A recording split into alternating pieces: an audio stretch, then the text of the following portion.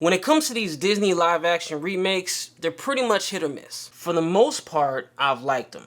Mulan, though, probably should have just stayed animated.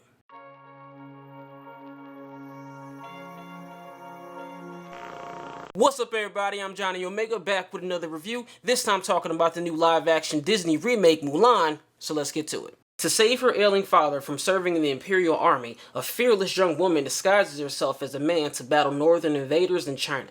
So let me first start off by saying, if you're new to the channel, thanks for stopping by, and if you've been here before, thanks for coming back. In my review, I'd like to talk about what I liked, what I didn't like, and then my overall thoughts. So starting with what I liked about this movie, I gotta give Disney credit for trying something different with this movie. And before I get into that, let me first start off by giving the disclaimer that I'm not the biggest fan of the animated Mulan movie. Now, by no means do I hate this movie, but when I was Disney's target demographic, it was a little bit earlier in the 90s when movies like Beauty and the Beast and Aladdin and The Lion King were coming out. So when Mulan came out in 98, I was 15 at the time, so my interests were a little bit different. So I don't have a built-in nostalgia with this property, so I'm able to look at it with clear eyes and judge it for what it is. I say that to say that the fact that Disney was taking more of a realistic approach with this particular movie as compared to the other live-action remakes actually caught my attention. There's no talking dragon, there's no good luck cricket, there's no songs. Simplistically breaking it down, this is a war movie, and when Disney leans into that, those are pretty much the best parts of this movie. The action sequences during those parts were good, and they really went as far as they could go with a PG-13 rating.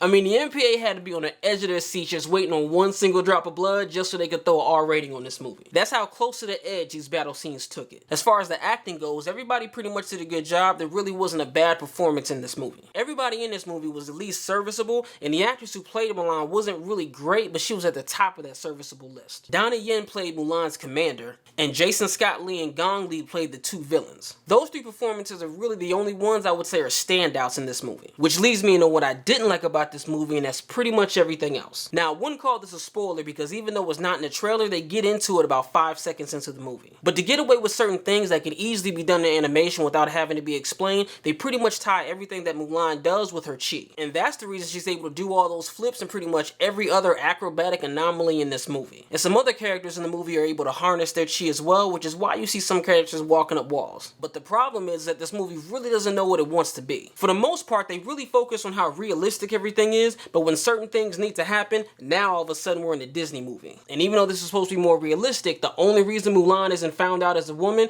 is just a whole bunch of coincidences and good luck scenarios. And then a couple of things happen to Mulan where the movie tries to play it up for laughs because we know that the character is really a woman, but the people in the movie don't know she's a woman, so what are you really trying to say here? Another thing that really stood out negative to me in this movie was the editing. There are these massive jump cuts where a character needs to go from one place to another, and the character literally just goes from one place to another. The biggest example of that they kind of show in the trailer where there's this big huge battle and both sides are separated by a few hundred yards. They're far enough apart to where the bad guys have to start using catapults. Mulan is kind of in the middle of this and she sees a way to stop the bad guys, but she has to get behind them. And then the next time you see her, she's behind him. As realistic as this movie is supposed to be in this particular battle scenario, I'm supposed to A, believe she got there behind them that fast, and B, she got there behind them without anybody seeing her. Because the next thing you know, she's firing arrows from behind the bad guys, and they're surprised because they had no idea she was there. Oh, and did I also mention that all this is being done with no armor on? She's basically had enough of lying at this point and has now revealed herself as a woman. And she's going into battle with these men who are head to toe in full armor, and here she is with a sword and street clothes.